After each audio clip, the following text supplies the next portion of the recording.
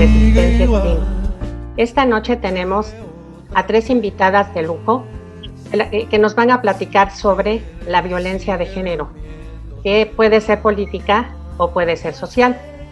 Ahorita vamos a tratar el caso de Félix Salgado Macedonio desde el punto de vista femenino, y qué es lo que piensan sobre cómo lo está manejando la 4T, qué es lo que piensan de tantos ataques al Instituto Nacional Electoral.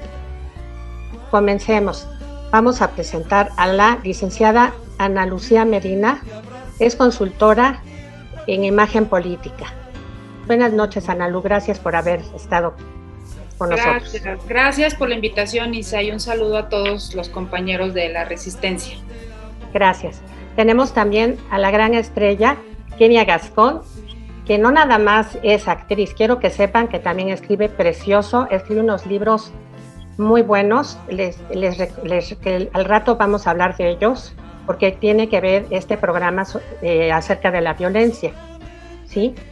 Y también tenemos con nosotros a la licenciada Mariana Guerrero, que es consultora en criminología.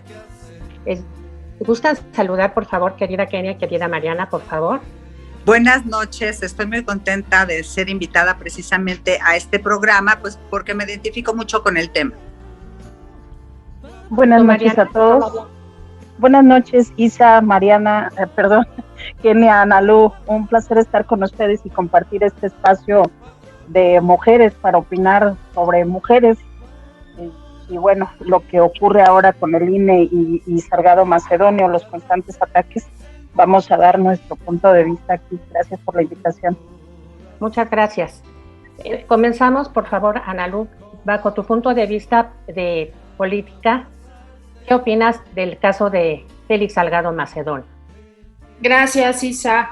Pues antes que nada quiero comenzar diciendo lo siguiente.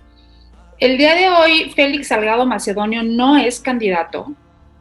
Por supuesto, falta la última palabra, que la tiene el Tribunal Electoral del Poder Judicial de la Federación.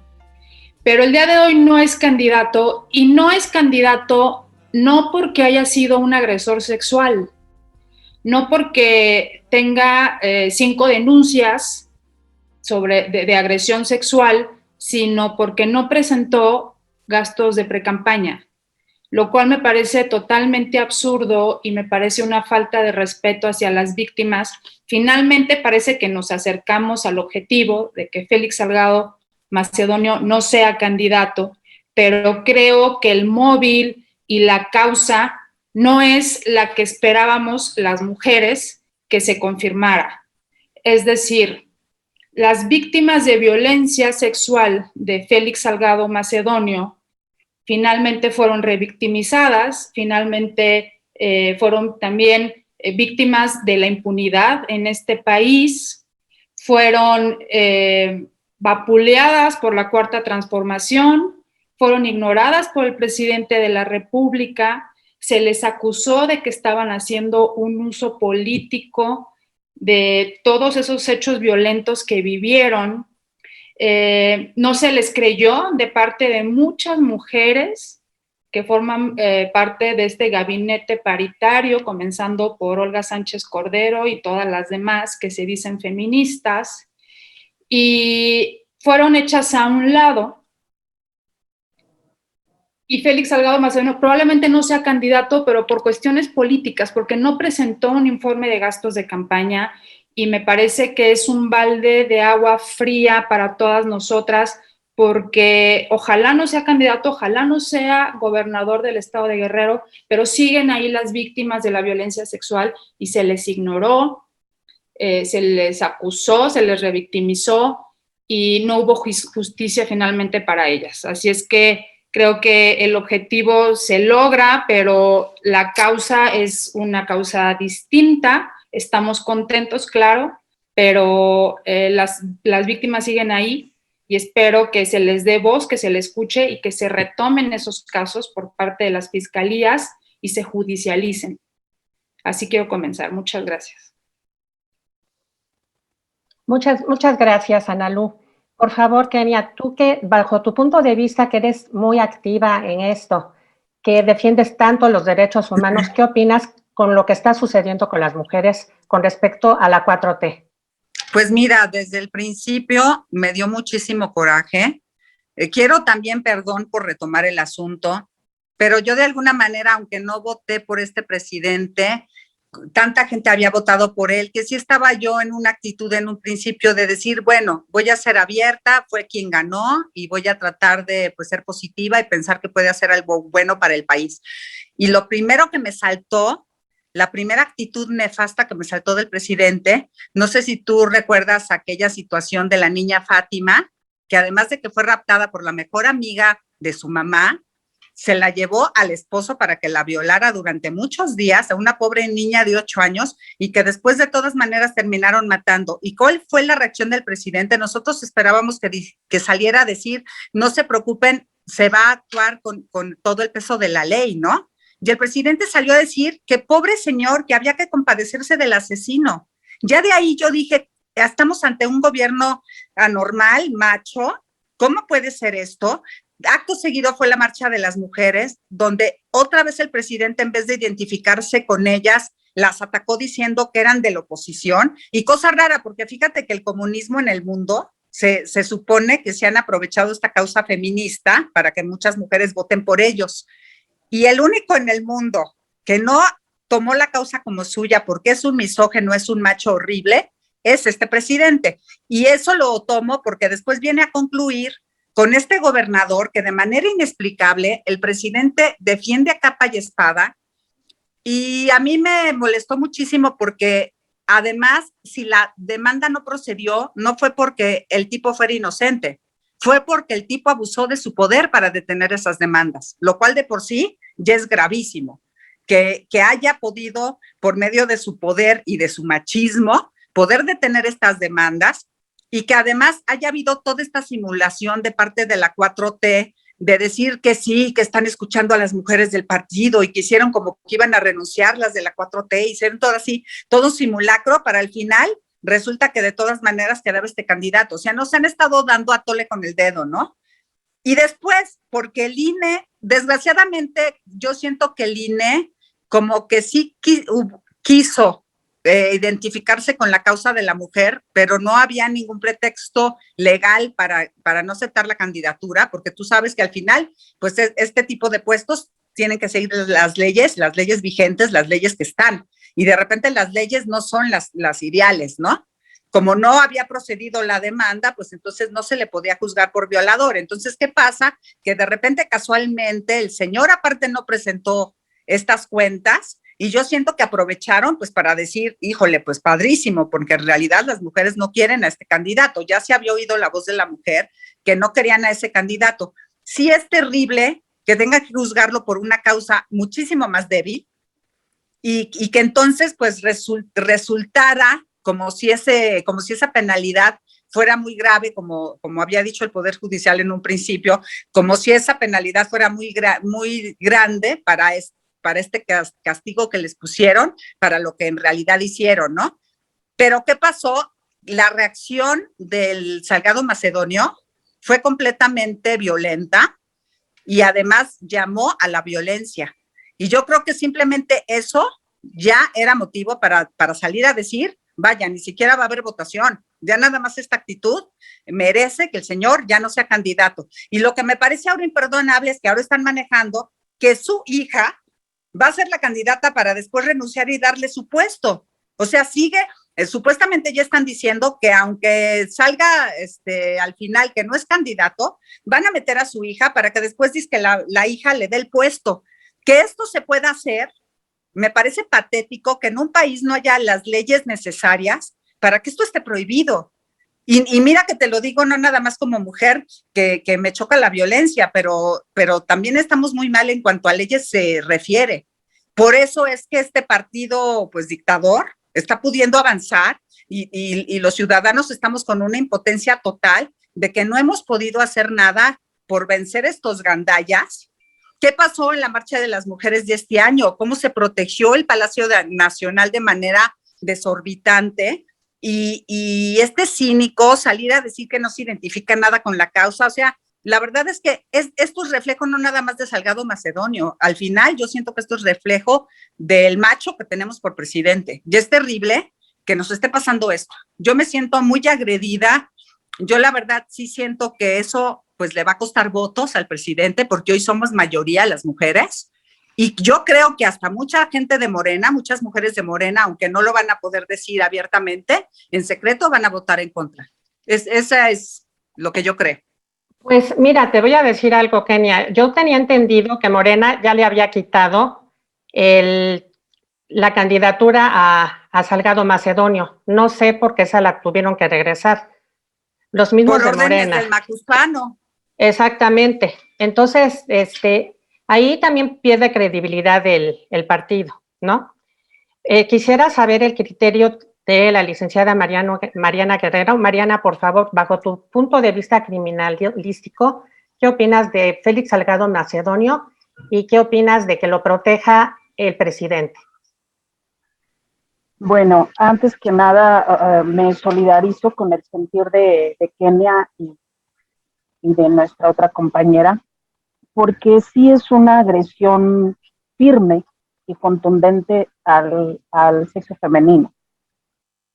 Yo en lo personal, pues me tocó estar revisando el perfil de esta persona, revisé también las acusaciones, revisé la denuncia que hizo una de las víctimas y que a su vez el exfiscal Javier Olea exhibió. Ciertamente se puede exhibir y ellos pueden argumentar que se violó el debido proceso, eso es correcto, sí lo pueden decir, posiblemente sea.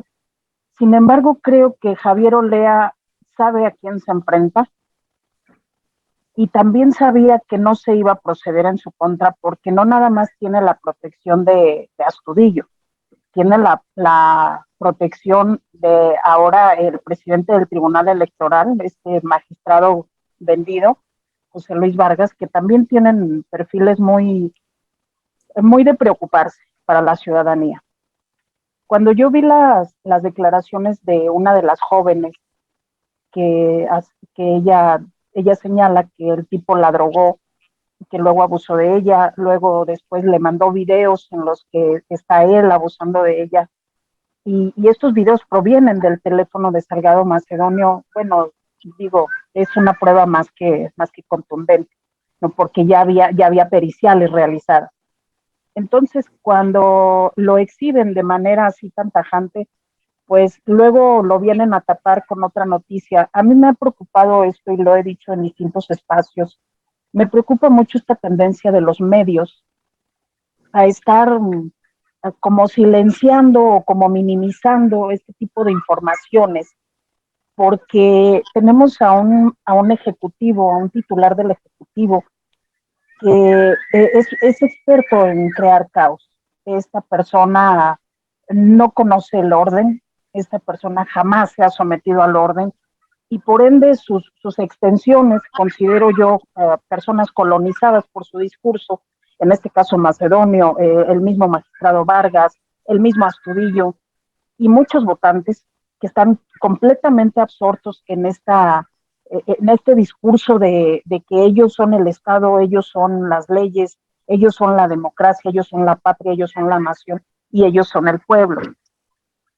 Yo creo que nos debe preocupar mucho lo que está pasando. Pues lo he dicho antes, físicamente, pues las mujeres podemos ser un poco más débiles que los hombres, pero sí tenemos muchas herramientas de defensa. Y aquí se supondría que debería haber un jefe del Ejecutivo que no permeara en las decisiones, por ejemplo, de una fiscalía que conoce el caso, que conoce la tipificación de los delitos, en este caso las amenazas que Salgado Macedonio lanza contra el INE, y que pues seguramente lo lanza también contra las mujeres que han sido sus víctimas. Mucha gente puede decir, bueno, ¿por qué ahora? ¿Por qué no lo denunciaron? ¿Por qué lo están haciendo ahora? Pues en primer lugar, la víctima de abuso sexual o la víctima de violación tiene mucho resquicio en acudir a una fiscalía. Los exámenes a los que son sometidos son denigrantes, ciertamente, es verdad que sí ocurre eso, porque el médico legista debe hacer una revisión exhaustiva del caso también, para a su vez poder emitir un dictamen, perdón. Entonces, si la víctima dice, bueno, si esto me toca hacerlo a mí y lo hace, la víctima espera que ser escuchada a través de las lesiones, ser escuchada a través de la agresión. A lo mejor la víctima no quiere hablar, pero lo estamos viendo a través de este daño psicológico que les genera, pero que parece que, vuelvo al punto de los medios, parece que esa noticia no importa, parece que lo único que importa es darle cuerda a este señor que parece merolico todos los días a la mañana. Y todo esto se apaga. Andrés Manuel crea como una especie de remolino de alrededor suyo, de noticias falsas, de mentiras, de insultos, siempre encuentra algo que decir, independientemente de que sea el presidente y de que tenga a todos los poderes sometidos y que sabe que puede decir lo que quiere, siempre lo hace con una intención. El señor ni está loco, ni padece de sus facultades, ni nada. Siempre tiene una intención debajo de toda esta verborrea que nos arroja en las mañanas y que, creyéndolo o no, genera un ambiente de crispación, incluso entre los mismos ciudadanos.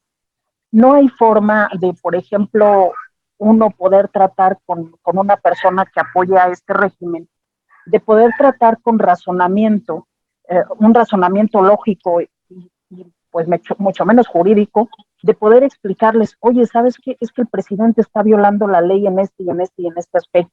Oye, ¿sabes qué? Es que este señor macedonio está en medio de un proceso judicial y eso le impediría estar participando como candidato.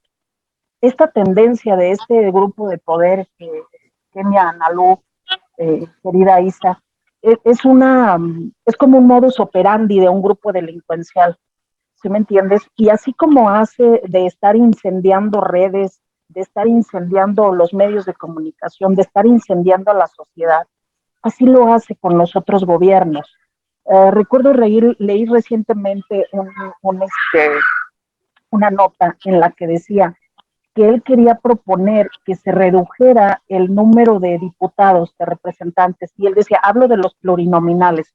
Como ya está en el poder, pues ya no le importa quién esté, quién lo apoye, ni nada, ¿no? Y luego él decía, y ojalá que esto se replicara en los municipios, porque hay muchos síndicos que ganan bastante. Bueno, en primer lugar, ¿a él qué le importa? Digo, los ciudadanos, los municipios, perdón, y las entidades son soberanos, se rigen bajo sus propias leyes y cada municipio adapta sus necesidades a cómo está constituido. Pero él cree que puede ir e imponerse en cualquier lado porque al señor no le interesa respetar las leyes. Yo cuando hablo de estos perfiles, de estas personas, tienen ese patrón conductual firme de la transgresión de la ley. Así, a ellos no les importa sobre quién pase. Entonces, yo creo que en todos los aspectos hay que estar muy preocupados. Yo creo que es tiempo de estar insistiendo en el voto inteligente, no nada más de las mujeres, sino también de los hombres, porque los hombres también son agredidos. Hay un número de homicidios dolosos impresionante, esto de acuerdo a cifras oficiales, pero también de acuerdo a cifras extraoficiales. Las cifras negras, esas que no se denuncian, también son impresionantes. Entonces, este régimen nos está matando a todos, pero está incurriendo en la violencia de género y pretende que las mujeres, que por naturaleza somos gritonas y nos gusta gritar, pues cree que nos vamos a quedar calladas, pero pues eso no va a ocurrir. Yo espero que las mujeres, incluidas las que pertenecen a Morena, razonen, vaya, que dejen este fanatismo que ha caracterizado al movimiento de este señor y que se razone a lo mejor no solo por nosotros, porque ya somos una generación adulta. Yo las invitaría a razonar el voto, a valorar su voto por la cuestión de las futuras generaciones, las niñas que vienen después, las hijas de mi vecina, las hijas de mis hermanos, las hijas de quien sea, las hijas de todos, pueden ser agredidas si nosotros permitimos que este régimen se siga imponiendo, agrediendo a las mujeres que tenemos los mismos derechos que los hombres y que no podemos permitirnos. Yo creo que la división tampoco no abona a que estemos unidos como mexicanos, no como hombres y mujeres, sino como mexicanos. Hay que estar insistiendo mucho en ello y estar convenciendo a quien nos rodea. Muchas gracias, Mariana, por tu comentario. Tienes toda la razón. Hay un dicho de Voltaire, una frase célebre que dice que es difícil liberar a los a los necios de las cadenas que veneran, ¿sí? Hay muchos necios que veneran a López Obrador, no sé por qué, y a la 4T. Y desgraciadamente vivimos en un país que hay mucha misoginia. Todavía no lo ha podido superar. Ustedes saben que así son muchos mexicanos, por desgracia. Apenas están saliendo de la misoginia que vivimos todos. Y yo, la verdad, quiero hacerme también, asocio mis ideas tanto con Kenia como con Analu, como contigo, Mariana. No es justo la violencia de género que estamos viviendo, ni política ni socialmente. Analu, en tu trayectoria, tu experiencia, ¿cómo ves en cuanto a los logros de las mujeres? Hay mucha violencia política todavía con los magistrados, con los senadores. ¿Tú cómo ves con tu experiencia? Bueno, ha sido un camino muy largo, muy sinuoso y te podría decir que muy solitario el que hemos recorrido las mujeres que hemos participado en política para lograr lo que ahorita tenemos. La primera vez que yo fui candidata, la gente en la calle me decía que nunca votaría por una mujer, por ejemplo. La segunda vez que fui candidata, la gente me decía que votaría por una mujer, porque era mujer. Y vi una gran diferencia del 2004 al 2011 de mi primera a mi segunda candidatura, y también la vi en materia legislativa. Cuando yo fui diputada, era diputada única en mi grupo parlamentario, el resto eran hombres, y solo éramos 7 mujeres en la legislatura. Y la violencia política de género se llevaba a cabo en todas sus formas, desde el acoso de tipo sexual, desde los techos de cristal que les dicen, desde el mansplaining, que es esto de los hombres queriéndose hacer los interesantes y disminuirte y hacer sentir que tú no sabes y quererte explicar cuando evidentemente sí sabes. Desde el acoso de todo tipo, desde dejarnos fuera de las reuniones, de algunas negociaciones donde por supuesto éramos estorbosas y en donde las mujeres que nos quejábamos, que dábamos nuestro punto de vista, levantábamos la voz, pues éramos las viejas locas. Y se nos decía, bueno, Anita, no seas conflictiva, Anita, no hagas problema, Anita, vota a favor, Anita, pero ¿por qué? Es decir, era un acoso constante y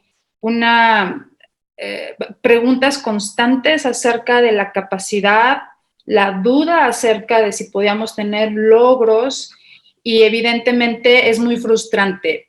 Lo que sí te puedo decir es que depende mucho de la seguridad con la que lleguemos. Yo llegué con el voto ciudadano, no era plurinominal, fui diputada de mayoría y eso me daba mucha ventaja, me sentía muy segura de lo que era, me sentía muy respaldada por mi distrito, por los votos con los que yo llegué. Fui la primera diputada de mi partido de mayoría en el Congreso, entonces estaba muy segura de quién era, pero todos los días eran los ataques constantes, ¿no? Y eso te va frenando.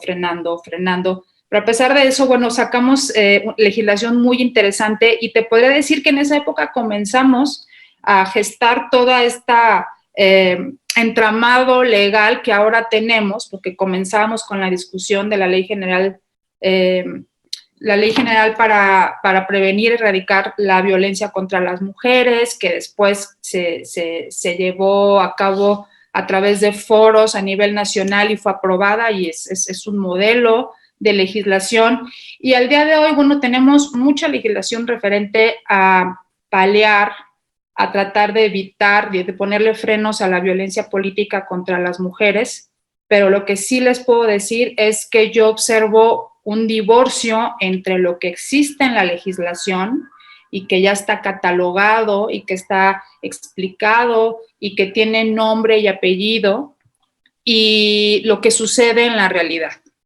En la realidad seguimos viendo esa intención de los hombres en la política de poner un freno, de impedir que hables, y seguimos viendo ese malestar que les provoca el hecho de que las mujeres participemos, levantemos la voz, debatamos, nos preparemos y lleguemos con argumentos. Hay muchos hombres a quienes les siguen molestando. En este momento, ¿qué más les puedo decir? El principal es el presidente de la República, que con un falso gabinete paritario, donde están ahí las mujeres y aparecen, inclusive a veces lo defienden, pero que no tienen mucho margen de maniobra, se encuentran totalmente frenadas, calladas. El Día Internacional de la Mujer lo acompañan a él en la mañanera, y en lugar de que se le dé lugar a las mujeres, terminan gritando una porra en favor de Andrés Manuel López Obrador. O sea, sí es una paridad ficticia, y es ese divorcio que yo les digo, ¿no? Entre lo que se dice o lo que hay en la legislación y lo que se vive en la realidad. Mujeres en el gabinete que están calladas, mujeres que son obedientes, mujeres que son incongruentes, como Olga Sánchez Cordero, que para muchas mujeres era un modelo de gran jurista, de mujer feminista en la lucha, en la causa, y como ministra de la Suprema Corte de Justicia dio muestras de que era valiente. Bueno, pues ahora como secretaria de Gobernación es un bellísimo florero que incluso se vio obligada a cambiar de look. O sea, yo conocí a Olga Sánchez Cordero siendo ministra de la Suprema Corte de Justicia, y era una mujer muy elegante, era una mujer con mucho porte, llevaba muy bien, digamos, que la toga de ministra, y siempre se veía mucho por mostrarse dignamente arreglada. Ahora la vemos, bueno, creo yo que muy camaleónica, se adaptó a la cuarta transformación y quiere mostrar una cara pues sí, ¿no? Como dicen, de humilde y demás, cuando en realidad no es ella. Es decir, alguien que te provoque que hagas esos cambios, inclusive en tu físico, ¿qué te puedo decir? Te tiene totalmente dominada. Y es lo que yo creo que hace Andrés Manuel con todo su gabinete, con todas las mujeres que están ahí, con Luisa María Alcalde, con todas. Creo que no, nos han decepcionado, no es una paridad en la realidad. Eso sigue siendo una especie no de violencia política de género, pero sí es ponerles freno, ¿no? Estás aquí para que aparezcas conmigo y para que yo me vea rodeado de mujeres y para decirle al mundo que es un gabinete paritario, pero en los hechos tú no tienes margen de maniobra, tú no mandas, tú no opines, tú cállate. Y el día en el que el mismo régimen lanza como candidato de una entidad federativa de las más pobres del país, tal vez la más pobre del país, a un agresor sexual, ni se te ocurra salir a decir absolutamente nada. Al contrario, defiéndeme, como es el caso de Claudia Sheinbaum. Claudia Sheinbaum, aquí en la Ciudad de México, salió a decir estos días, jamás dijo nada respecto a las agresiones sexuales y las acusaciones de Félix Salgado Macedonio, pero hace unos días sí salió a defenderlo y a decir que era injusto que le retiraran la candidatura por no presentar el informe de gastos de campaña. Claudia, ¿no? Feminista. Claudia, que encabeza el Ejecutivo de la Ciudad de México, es una decepción. Y es una decepción que el día de la Marcha de las Mujeres haya mandado granaderos a proteger la casa de este señor que trabajaba en TV Azteca, no me acuerdo cómo se llama, que también tiene muchas denuncias. Es decir, no hay una congruencia entre los dichos y los hechos, y hay un divorcio entre la legislación y lo que sucede en la realidad. Y las mujeres, a pesar de que hemos caminado este camino que yo les decía que ha sido sinuoso, que ha sido solitario y que ha estado muy empedrado, hemos tenido muchos avances, pero en la realidad se sigue reproduciendo la violencia política de género, tal vez en menor medida. Hemos avanzado en términos de paridad por cuestión de cuotas y demás, pero finalmente hemos avanzado. Hay quien está a favor de las cuotas, hay quien no está a favor de las cuotas. En lo particular, yo no necesito una cuota para llegar, pero hay quien probablemente sí lo necesite, porque no en todos los lugares hay, digamos que la misma apertura y el machismo se reproduce de manera más violenta. Así es que, bueno, es lo que yo observo, este divorcio, esta incongruencia, y creo yo que todavía nos falta mucho camino por andar, y estamos en esa lucha, y en la medida en la que hayamos más mujeres en puestos de representación, en cargos importantes, en los cabildos, en las presidencias municipales, en las alcaldías, en los congresos locales, federales, en la Cámara de Diputados, en el Senado y en las posiciones de toma de decisión, creo que ese camino será, digamos que más liso, será más abierto, y tendremos más espacio para opinar y para ver por nosotras. Muchas gracias, Analu. Querida Kenia, mira, me llama mucho la atención un libro que escribiste que se llama Los Caprichos del Caos, que habla también de violencia. En tu experiencia, ¿qué opinas de lo que está pasando?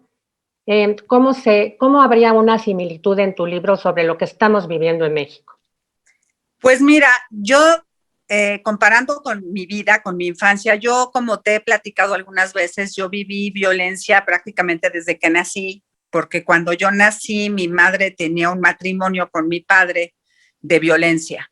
Y así crecí, pues digamos, toda mi infancia. Mis padres hicieron un gran esfuerzo por mejorar como seres humanos, lo cual, pues la verdad lo valoro mucho, pero es muy difícil que un hombre golpeador deje de serlo por más consciente que sea de que tiene esa problemática. Mi padre venía de un ámbito muy pobre en donde prácticamente te defendías a golpes, entonces yo creo que eso le dio ese carácter de golpeador. Pero además él vivía en una familia completamente machista, donde las mujeres eran las que lavaban la ropa, ponían, es decir, atendían al hombre, ¿no? Como si fueran la chacha de la casa.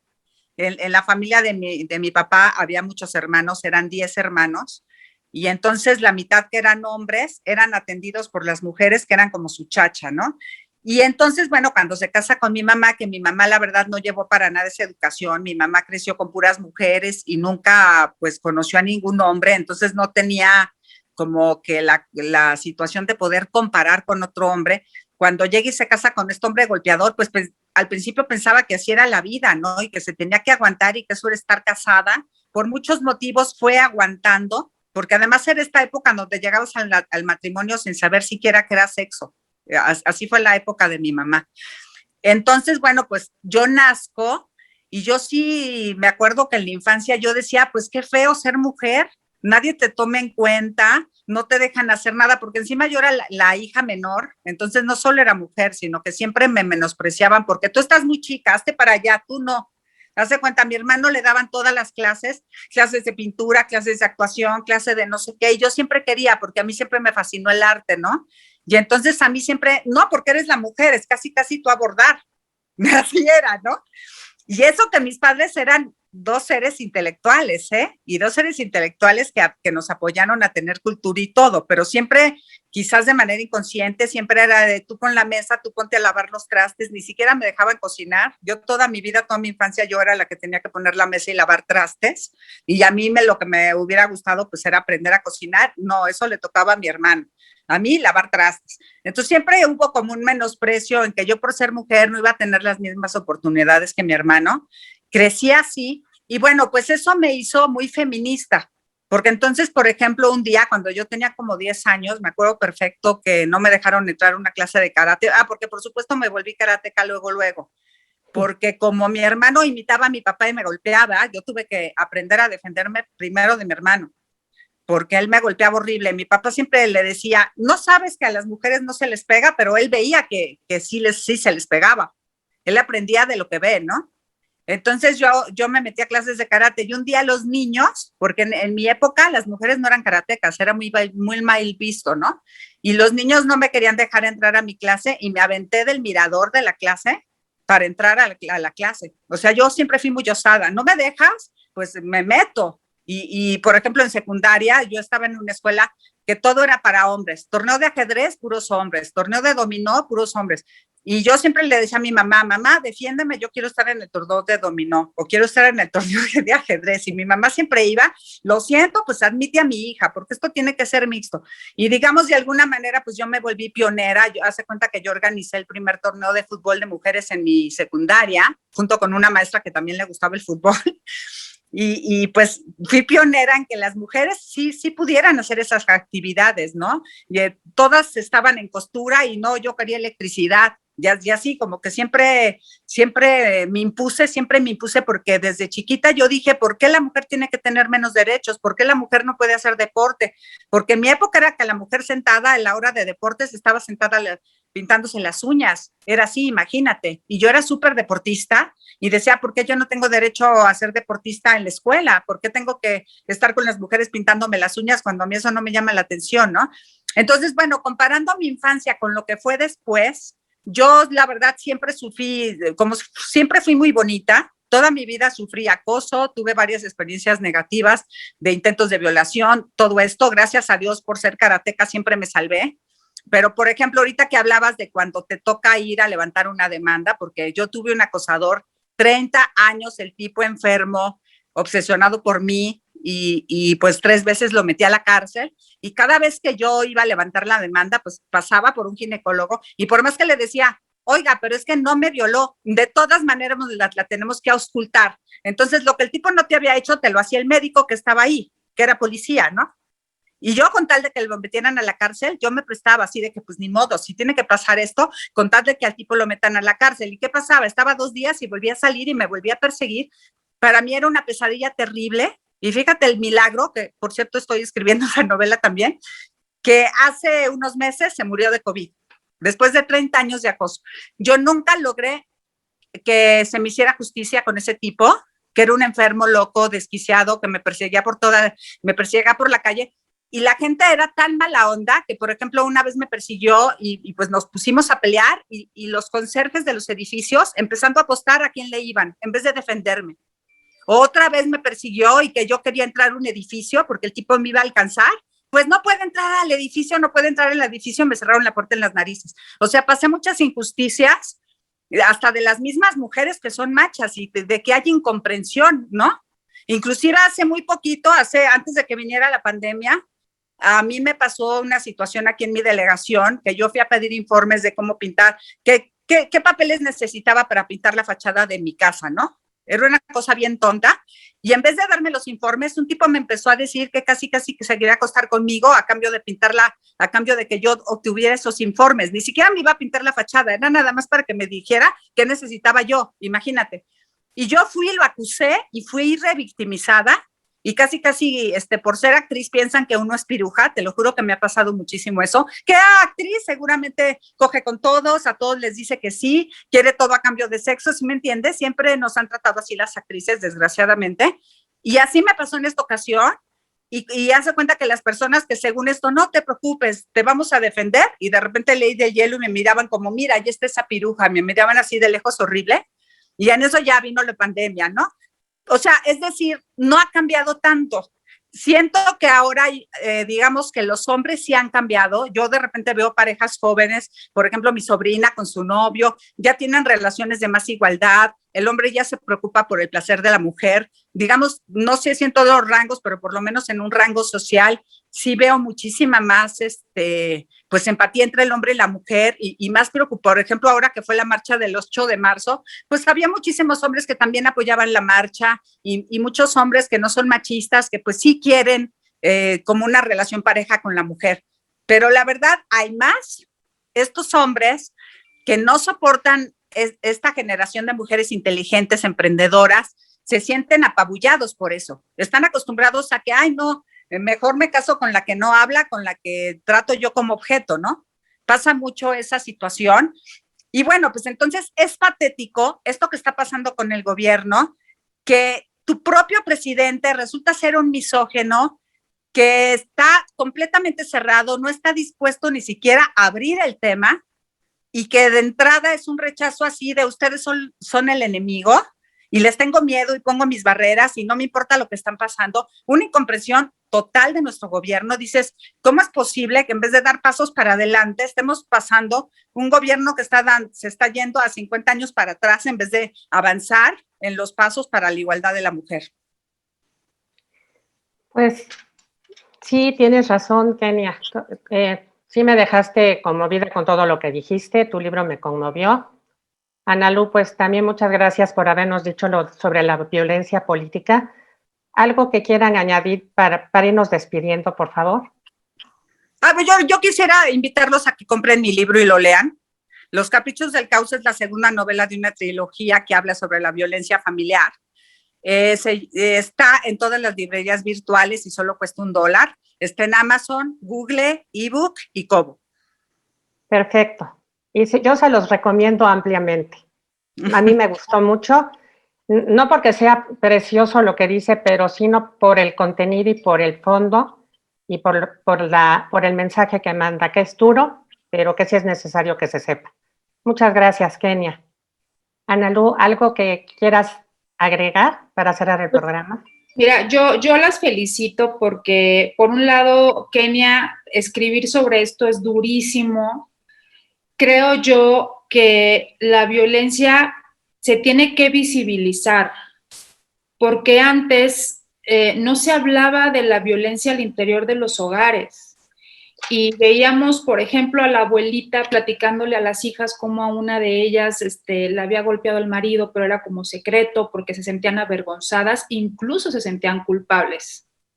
Es decir, en la medida en la que la ocultábamos, esta crecía.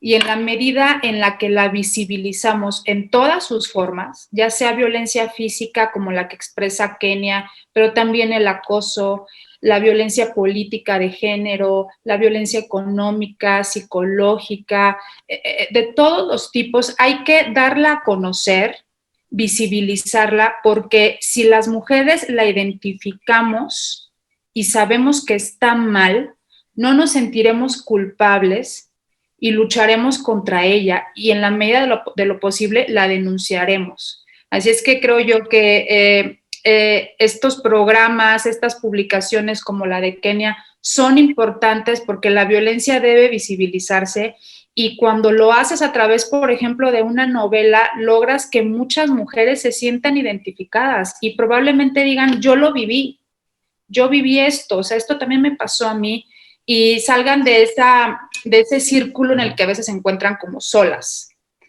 Así es que hay que hablar de esto, hay que abordarlo. Creo yo que el caso de Félix Salgado Macedonio es solamente una muestra de lo que sucede en nuestro país, de lo que puede suceder al interior de un hogar, de un hombre violento pero empoderado, al que no se le puede retirar el poder y sigue creciendo y creciendo y creciendo. Eso es Félix Salgado Macedonio, pero a nivel político y en las altas esferas. Es un hombre violento, empoderado, en su momento con fuero y con un cerco protector de autoridades que no permitieron que se hiciera justicia y que quiere seguir ahí, porque quiere seguir reproduciendo la violencia y quiere seguir llenándose de poder y además es protegido por otros poderosos. Así es que así como se presenta en los hogares, se presenta en la sociedad y lo vemos en las altas esferas políticas. No es más que una muestra de lo que sucede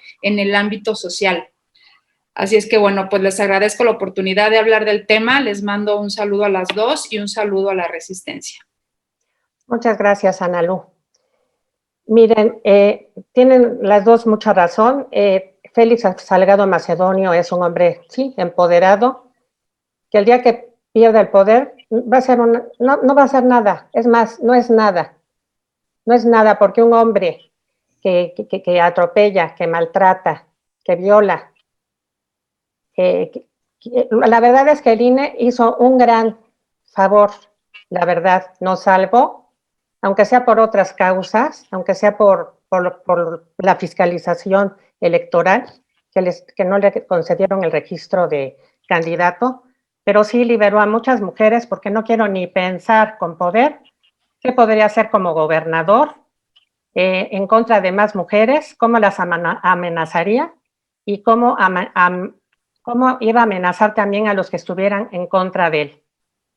Pero esto no se ha acabado, Sí. desgraciadamente. Ya ves que están diciendo que falta que regrese al Poder Judicial el caso, en donde siempre sí le pueden dar la candidatura, o en su defecto, que quede la hija y que después la hija le ceda su lugar, lo cual me parece patético, que una mujer, aunque sea su hija, no se identifique con la causa, pues, de las víctimas. Yo sé que es difícil porque es su padre, pero la verdad es que qué terrible que en las mujeres también haya machismo.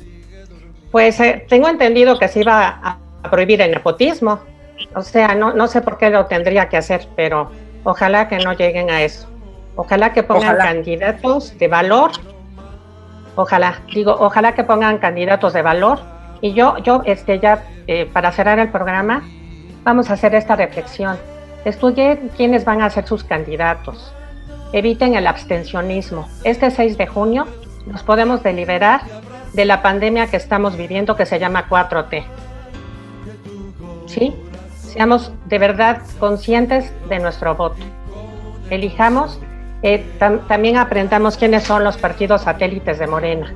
Vayamos por la alianza y es la última oportunidad que tenemos. Después no quiero pensar en el después si llegase a quedarse Morena en el poder. Pues muchas gracias, mi querida Kenia, por haber estado con nosotros, igual que siempre, bien solidaria. Igual que tú, Analu, también muy solidaria. Mariana se despidió de nosotros porque tuvo que ir a una junta de trabajo, pero también le agradecemos a Mariana Guerrero su presencia. Como siempre, muy interesante los perfiles criminólogos que nos dice. Y a todos mis amigos de la Resistencia Stream y a todos los que nos escuchan, gracias por haber estado con nosotros. Gracias al general Pólvora, gracias a mi amiga Tere Lagos. Y muy buena suerte, y la resistencia está en sus manos. Gracias. Buenas noches. Gracias. Gracias.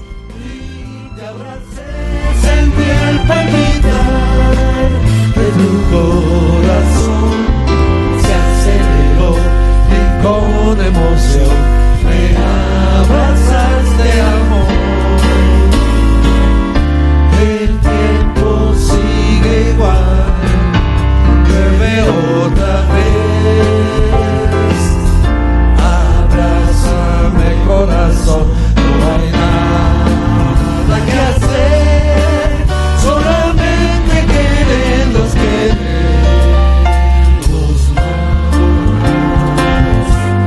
No hay nada que hacer, hoy llueve otra vez. Querer